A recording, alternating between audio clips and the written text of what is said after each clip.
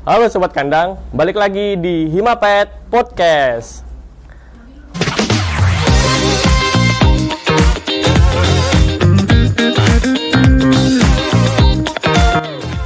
Oke, jadi pada episode kali ini Himapet Podcast kedatangan narasumber yang sangat hebat dan berkompeten di bidangnya. Sebelumnya, apa kabar Bang? Sehat. Alhamdulillah sehat. Sebelum kita masuk ke pembahasan inti pada podcast kali ini, di episode kali ini, Himapet Podcast bertemakan yaitu tips and tricks beternak ayam kalkun. Jadi sebelumnya mungkin saya sebagai MC di sini, Arfan Fariski Mustafa, dan narasumber kita pada kali ini yaitu Jocelyn Farid Anusadik. Oke. Jadi Abang Jocelyn ini merupakan lulusan dari jurusan peternakan angkatan 2017, ya Bang. Selain lulusan dari jurusan peternakan, Abang Jocelyn ini juga merupakan peternak dan pembudidaya dari ayam kalkun. Nah, jadi gimana sih Bang awal mulanya Bang Jocelyn ini kok bisa beternak ayam kalkun? Awal mulanya karena hobi pertama. Memang hobi dari kecil, udah hobi ternak ayam. Saya melihara kalkun itu udah dari SMP. Dari SMP. Ya, cuma belum sebesar sekarang karena kan dulu terkendala modal. Cuma semenjak saya kuliah, alhamdulillah dapat beasiswa. Dari beasiswa itu saya putarkan buat usaha kalkun. Akhirnya saya upgrade indukan saya banyakkan pas dari kuliah. Oke. Jadi sekitar tahun berapa itu Bang SMP itu? SMP itu apa ya? Lupa ya Bang.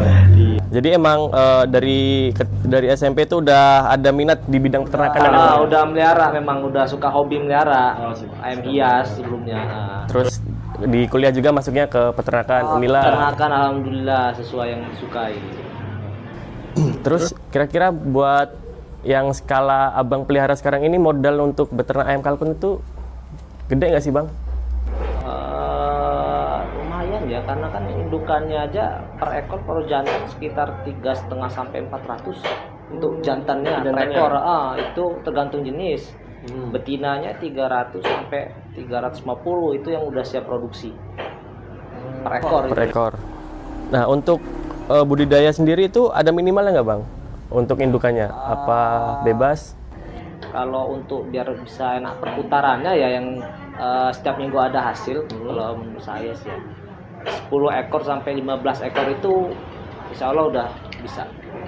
Udah ada perputarannya, yang penting pakai mesin tetas. Tetap pakai mesin tetas karena kan biar dia produksi telurnya terus menerus. Pakannya juga yang jelas harus dicampur pakai setrat ya. Setrat, katul sama hijauannya cukup juga. Tapi perbandingannya Bang, jika dia nggak pakai mesin tetas sama mesin tetas itu berapa lama Bang? Lama ya, karena kan kalau pakai mesin tetes kan dia bisa jangka dia istirahat setelah nelur kan sebentar. Dengan diimbangi makanan yang baik kan dia tubuhnya kan kembali normal, bisa lebih cepat nelur.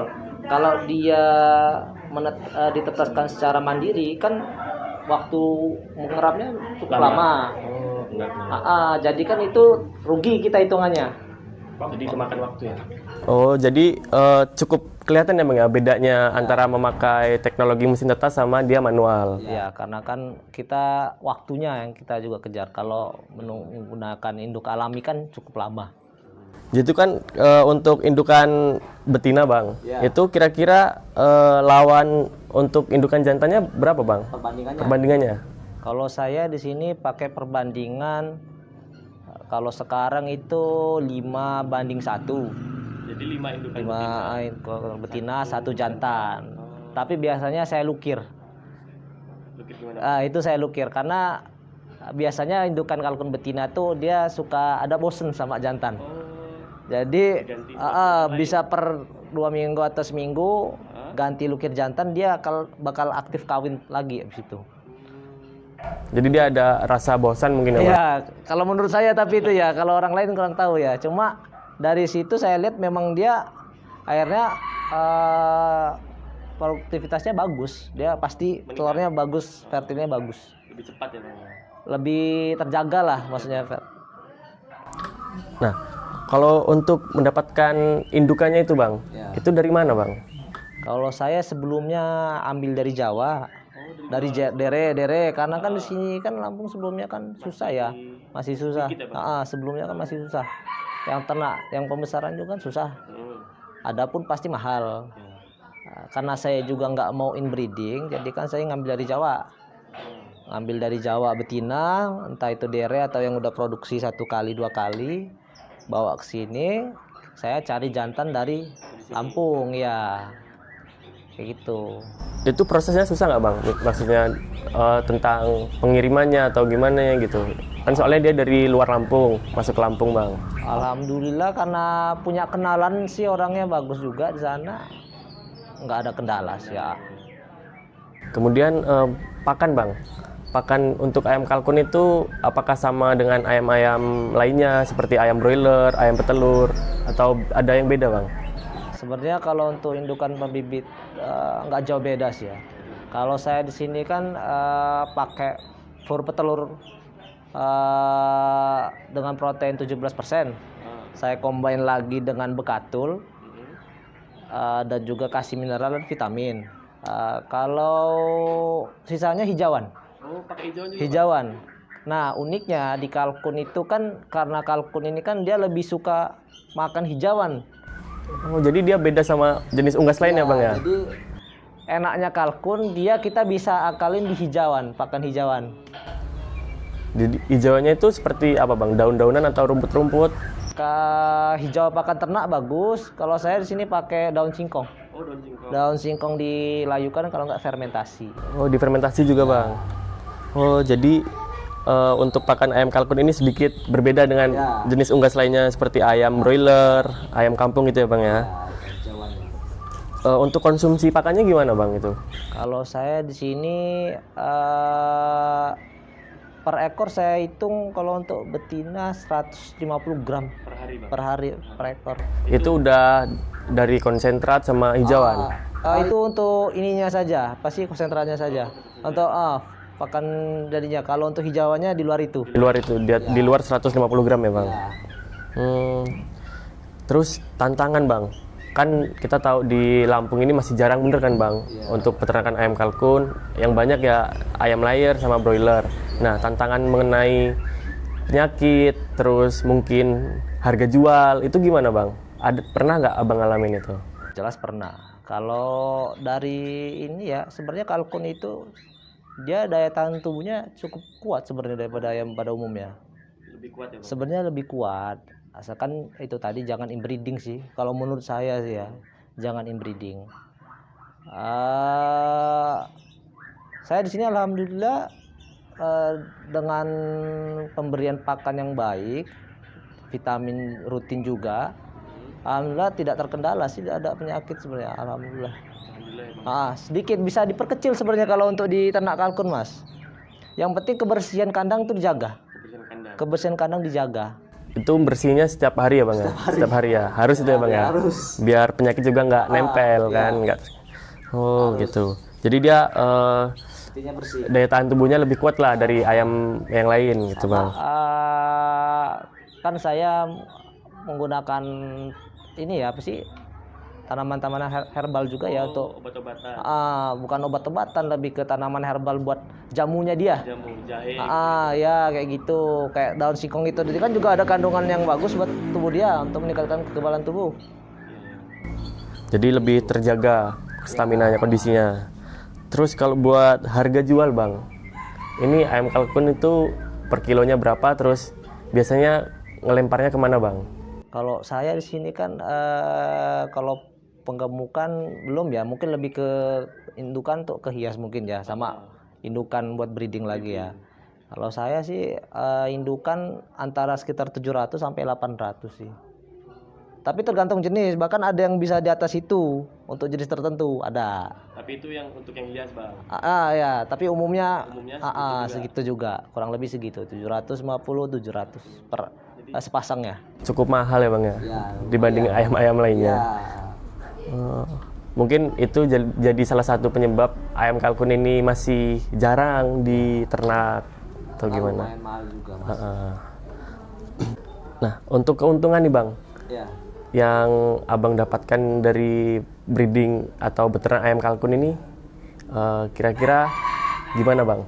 Kalau per minggu, kalau per bulan ya bisa. Bisa kalau lagi tinggi-tingginya bisa sampai 2,5 juta, 3 juta pernah. Umumnya antara 1 juta sampai 2 juta biasanya.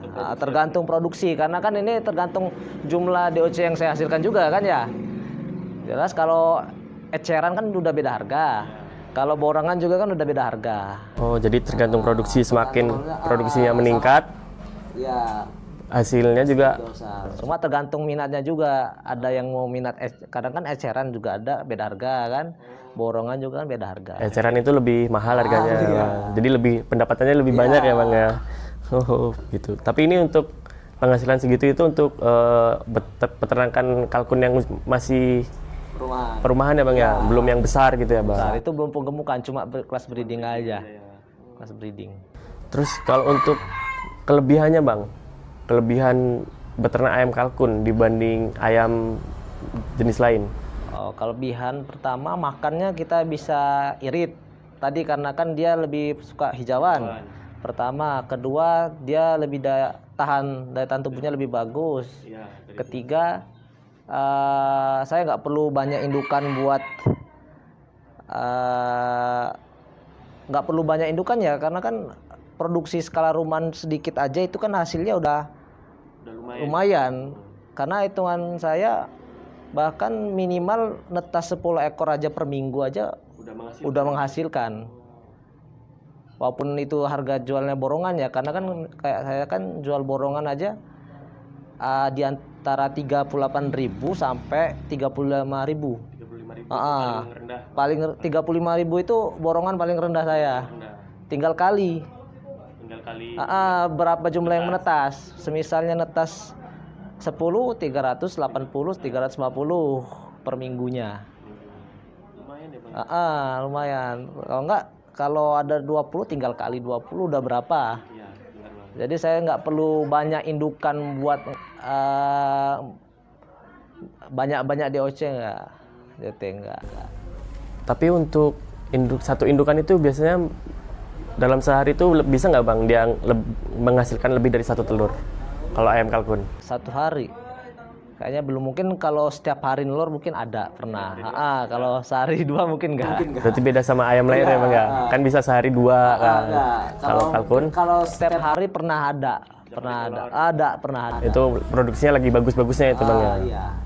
Tapi susah dapetinnya. Susah? Iya. Biasanya berapa Bang yang di kandang sini Bang? Kalau sini rata-rata sehari 2 jeda 1 hari, kalau enggak 2 hari sekali, kalau enggak jeda sehari kayak gitu. Terus tadi kan udah kelebihan Bang, ada dia ayam kalkun ini lebih tahan terhadap penyakit, terus lebih enak pemberian pakannya kan Bang. Tapi ada nggak sih Bang kekurangannya? Kekurangannya di sini kan karena kalau di Lampung ini kan susahnya, kalau kalkun itu kan kita harganya untuk hias ya, terutama untuk hias itu kan kita nggak bisa main harga. Kebanyakan kalau di Lampung ini mau jenisnya berbeda, harganya maunya harus sama. Susahnya seperti itu. Antara hias dengan yang pedaging sama. Dengan kalkun yang biasa itu, kalau kan maunya sama harga. Jadi kita tembak harga agak tinggi juga, orang-orang kadang masih mikir-mikir. Sama di sini kan belum ada yang benar-benar penggemukan ya, jadi memang lebih ke usaha peternakan rumahan. Belum ada yang benar-benar sampai siap menampung daging dan resto, itu di sini sebenarnya masih belum banyak.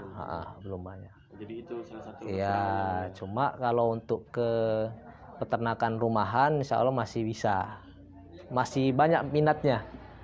Peminatnya masih banyak. Peminatnya masih banyak kalau untuk kalkun. Bahkan saya sering kirim keluar juga. Keluar Lampung Bang? Iya, keluar Lampung.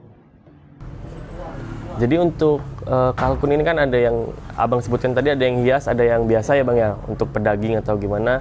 Itu kalau kita lihat dari mata ini Bang, bedanya di mana Bang? Kalau untuk daging tuh mayoritas dipakainya yang jenis bronze mas ya. Jenis bronze. Kebanyakan ya mayoritas sih, cuma ada juga yang hias dipakai buat pedaging. Tetap ada. Misalnya karena motifnya ini kurang bagus atau pecah warnanya, bulu warnanya, jadi kan motifnya ini kan nggak semenarik yang aslinya. Jadi dia bisa dimasukin ke pedaging, digemukin aja. Sebenarnya lebih kayak gitu. Kalau kehias kan kita lihat warnanya lebih cerah ke apa, dia motifnya lebih pekat apa enggak, seperti itu aja sih sebenarnya. Oke, jadi itu tadi ada perbedaan ayam kalkun hias dan juga yang pedaging. Terus Bang, untuk cara perawatan sendiri untuk ayam kalkun ini bedanya apa Bang dengan ayam-ayam yang biasa Bang? Apa dia lebih intens atau gimana perawatannya? Sebenarnya nggak jauh beda sih ya dari pakan pemberian. Kalau kayak saya kan pakan pemberian pagi, bisa siang atau nggak sore biasanya, tergantung. Habis itu untuk pemberian pakannya itu tadi kan, yang penting ditambah. Kalau untuk breeding harus tetap ditambah dengan konsentrat petelur, kasih tetap mineral, vitamin, bekatul kan. Kalau kalkun perlu tambahan hijauan. Habis itu kalau untuk rawatan lainnya tetap jaga kebersihan sih ya. Sanitasi itu tetap perlu, sangat perlu. Untuk kalkun sanitasi kalau bisa memang harus sebersih mungkin. Tempat makan dengan tempat minum itu di luar, jangan sampai ada kotoran di dalamnya. Itu sangat mempengaruhi mas. Jadi kan di satu kandang itu ada sekitar 5 induk betina dan 1 pejantan. Itu ukuran kandangnya ada nggak minimalnya Bang? Ada sih, ada. Kalau tempat saya itu berapa ya? Itu antara 3x3 kalau nggak salah ya. Cuma itu tergantung ya kondisi kandang juga ya, tempat juga ya. Kalau tempat saya kalau nggak salah 3x3. Ini kalau saya kan ngelihatnya gini mas, lihat aja dari tingkat produksinya. Kalau ukuran segitu memang dia produksinya telurnya banyak cuma tidak fertil, berarti itu kan kurang baik. Coba kita kurangin 1 betina, kalau nggak 2 betina. Kalau produksinya meningkat berarti dia temu pasnya di situ gitu. Kalau saya kayak gitu sih. Jadi di ini sendiri ya Bang ya? Karena ngeliatin kondisi tempat juga. Bener, nggak bisa ini ya, karena kan tempat orang kadang beda-beda tuh kandangnya. Bener Bang. Oke, jadi udah dijelasin oleh Bang Jocelyn tadi tips and tricks mengenai beternak ayam kalkun. Tapi untuk kedepannya Bang, apakah Abang ini ingin tetap mengembangkan usaha peternakan ayam kalkun ini menjadi lebih besar lagi atau pengen beternak hewan lain Bang? Kalau kalkun insya Allah tetap, karena kan saya kan masih melihat prospeknya masih sangat besar. Prospek kalkun masih sangat besar. Karena kan di Lampung sendiri peternakannya juga tuh masih sedikit, dan itu juga naik turun pasang surut. Karena bisa tahun ini ada yang banyak, bisa aja tahun depan udah tutup tikar, gulung tikar. Peternak kalkun kan nggak sestabil seperti peternakan yang lain mas. Seperti hewan-hewan yang seperti peternak lain, sapi, kambing itu. Kalau peternak kalkun ini orang-orangnya pada nggak stabil, kadang semangat tahun ini, tahun depan udah enggak. Jadi di situ karena saya melihat prospek, insya Allah tetap saya lanjutkan. Target saya insya Allah pedaging juga dan pengolahan. Cuma lagi bertahap, nggak bisa buru-buru. Kalau ternak lain, di sini saya juga ngembangin ternak lain juga. Apa itu Bang? Di sini saya burung juga ya, burung murai.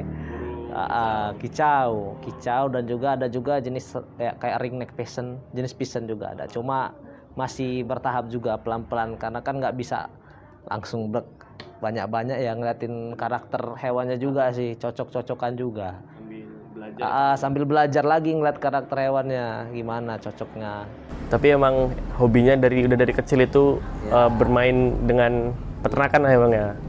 Punya minat, udah punya hobi di situ aja, itu udah bekal yang bagus mas kalau kata saya.